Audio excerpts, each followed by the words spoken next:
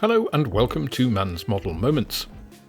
A couple of months ago I did a video on Revell's 2023 release announcements, where I also condemned the practice of Revell, as well as other companies, repackaging of old toolings and announcing them as new, with no clarity on their tooling's age.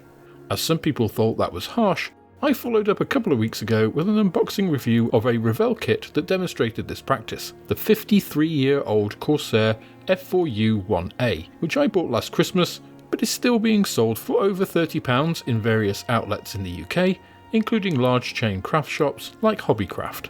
Now, I received a lot of comments on this video, with the great majority supporting my position of wanting clarity and realistic pricing for these offerings, but there was also a vocal smaller segment that were actively defending Revell, either the kit itself or their sales strategy.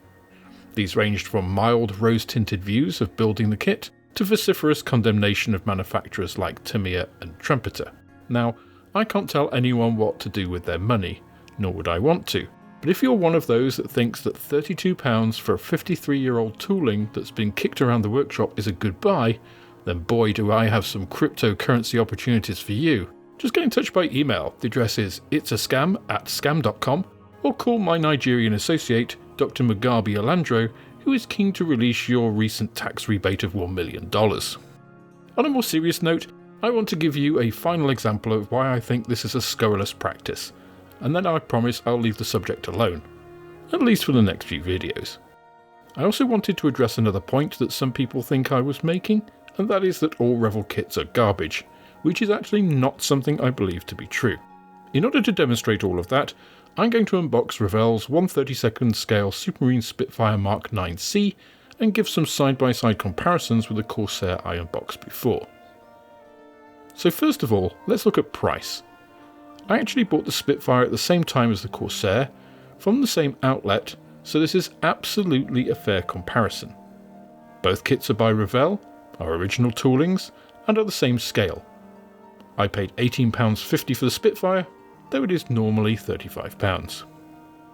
As I mentioned on my prior video, the Corsair is normally £32.50 and I picked it up for £16. So these are absolutely in the same ballpark price-wise.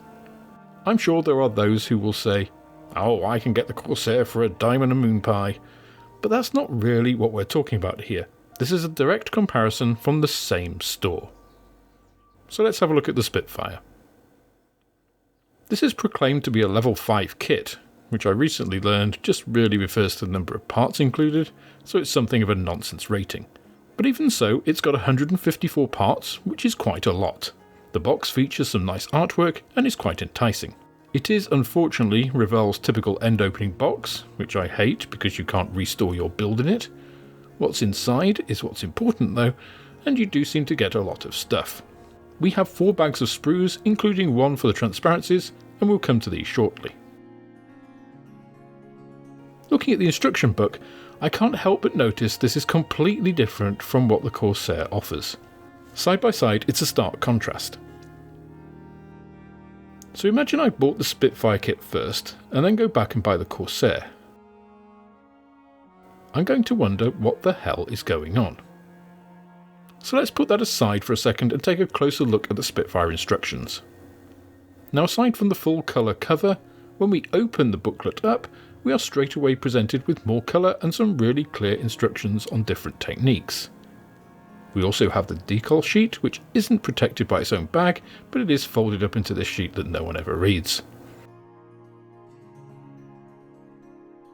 Looking in a bit more depth here, these are really nice pictorial illustrations of different things to do during construction, together with an explanation of the symbols used throughout the rest of the book. We then get into the paints, which does only reference the Revell brand, and it does have some of those old mixing proportions to create some colours, but I do like how the colours are displayed here rather than using just black and white. Moving on, we have a really nice clear couple of pages that show all the sprues and the parts layout on them.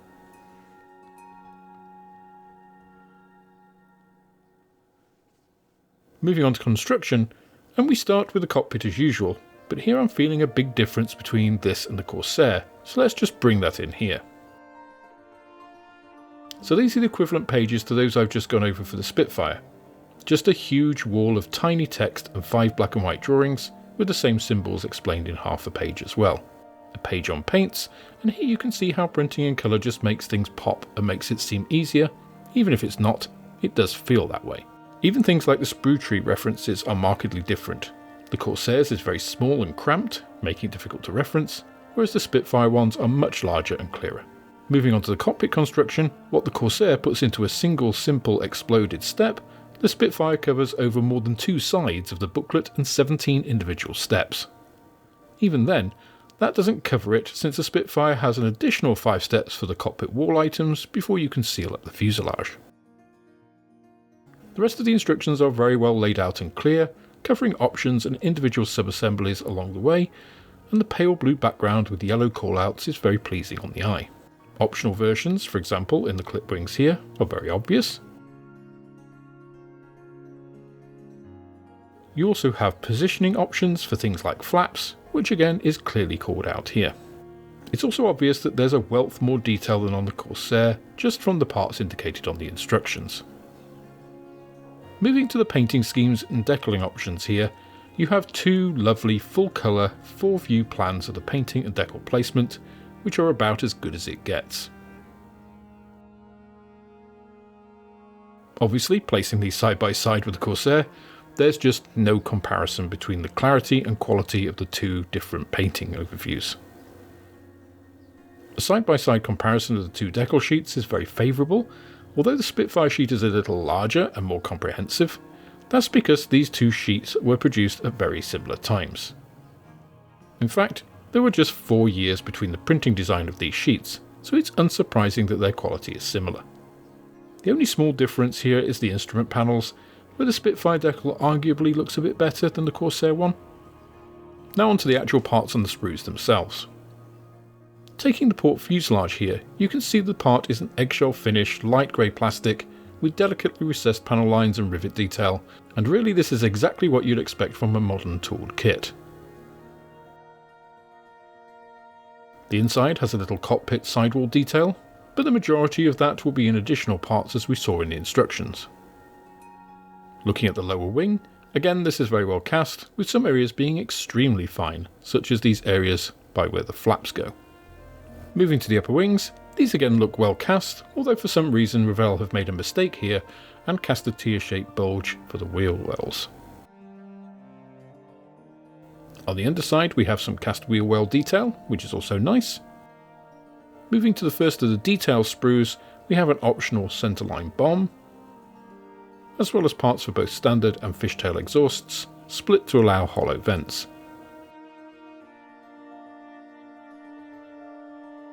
The kit features the later Mark IX tail type, and the detail on all the smaller parts is consistently good.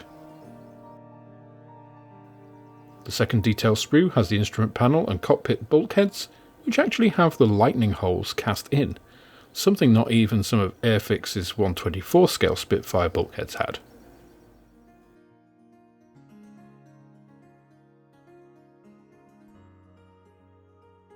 Casting on the small detail pieces is excellent, and the overall impression here is of an excellent kit. The 2 identical sprues carrying the propeller blades and bombs continue the trend here, with casting on items like the bomb carriers being very good. After the wheels, the final sprue covers the other flying surfaces,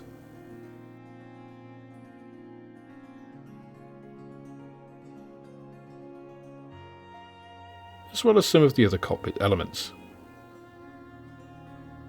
again with white lightning holes. Okay, so now let's take a closer look at the 2 kits side by side.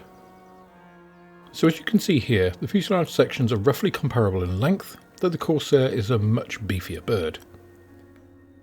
As I showed on the prior video, the Corsair features raised panel lines, as well as sink marks that I started to address here.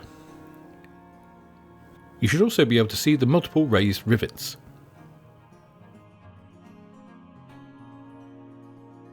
And no detail at all on the inside.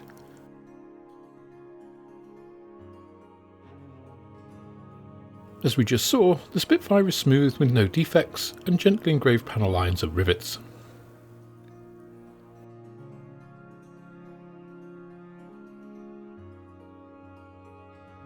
The Spitfire has a separate rudder, but elements on the Corsair like the radio mast and the gun sight feel very rudimentary. Let's zoom in and really take a close look. Here you can really see the panel lines and those rivets. They're maybe 1/3 of a millimetre high, which would be about 10 millimetres in the full-scale aircraft. Here you can see I can actually shave off a bunch of them with my scalpel without even marking the underlying fuselage skin. Here are a couple of those sink marks in close up, and again you can see how marked the raised surface detail is. Now just compare that to the Spitfire, and it's obvious we are comparing two kits separated by 45 years of technology development. The other thing to note are things like the joins for the horizontal stabilisers. On the Corsair, it's quite a soft join, with plenty of room for interpretation in what angle the piece sits. The Spitfire has a much more positive fit, made possible of course by CAD design and higher design tolerances, which are all things that go into making the kit building experience better. It's rather embarrassing putting the two cockpits beside each other, the almost flat, inaccurate Corsair piece showing the underlying technology difference once again. It does have some raised dials, but only nominally so.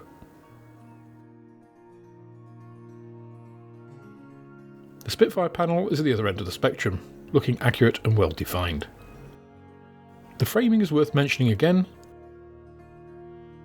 A good example of this is the difference between the rudder pedals between the two, the Corsair ones merely being vague shapes, unlike the Spitfire ones that are multi-component assemblies. Now the cockpit transparency is one of the better items on the Corsair kit, and it's pretty clear, though it doesn't seem to be as bright as the Spitfire canopy. It's a little difficult to see differences visually, which is part testament to the Corsair's simplicity and part to the original tooling. What can be seen, however, are the relative thicknesses of the two kits' canopies. You can see it by eye, but to be definitive I measured it with a vernier caliper. The Corsair canopy is 1.3mm thick and the Spitfire is 0.7, which goes some way to explain why it looks brighter. Moving to the wing undersides, the Corsair displays the same raised detail as before, but the areas around the gun injection ports look particularly toy-like.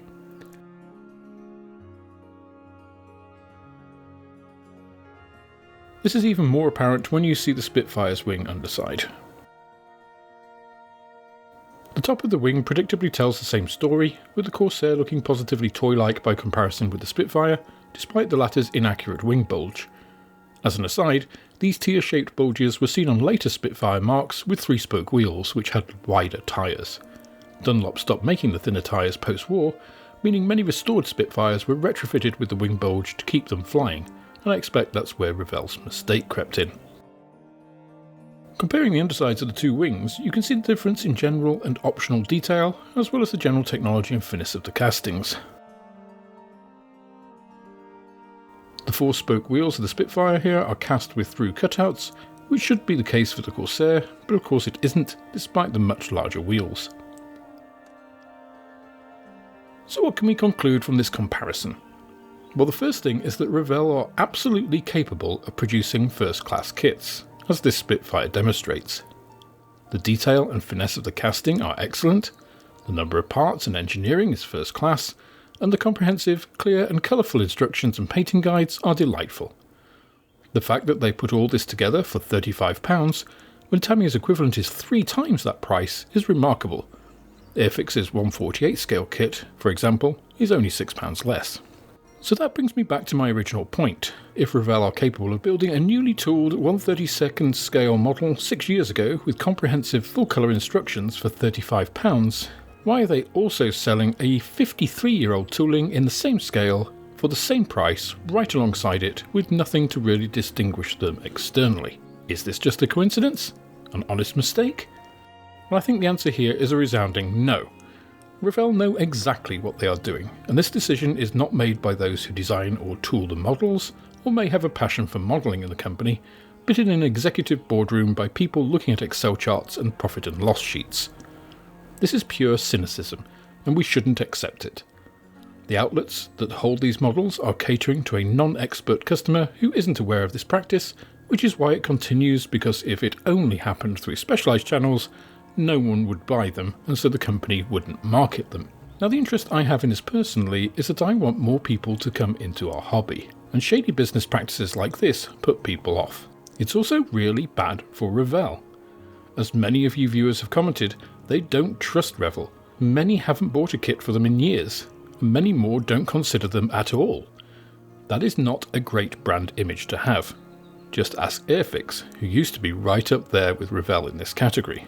As a modeller, I don't want Revell to make bad business decisions which lower its share of the market or make it pull out of the industry altogether, because I want more choice and great models. So although I am slating Revell here, I'm doing it because I want them to change their ways, like Airfix have, and start to get the recognition for doing good things and not peddling the sort of rip-off material the Corsair represents. Anyway, that's all I'm going to talk about this for the time being, and instead I'm going to go back to a challenge for next week's video, the infamous Starter Kit Challenge, where I'm going to build Airfix's Mary Rose starter set using just the glue, paint and brush included.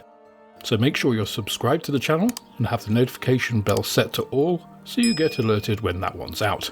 In the interim, if you fancy winning this massive, so big I can't actually get it in the camera, 1/32 scale model of the Eurofighter Typhoon, then you're in luck. If you become a member of the channel or my Patreon at any level, starting at just £2 a month, you get automatic entry into the Man's Model Moments monthly giveaway. In future months, I'm looking to have multiple giveaways at a time so that more of my supporters get something back from me as a way of me thanking them for their support.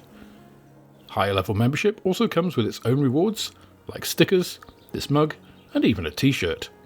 Links to all of this are in the video description below.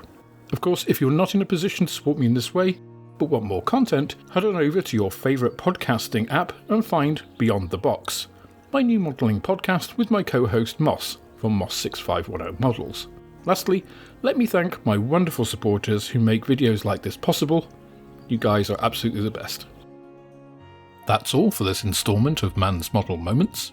If you enjoyed the video, please click the like button, subscribe to the channel for more like it, and share this video with others you think would also enjoy it.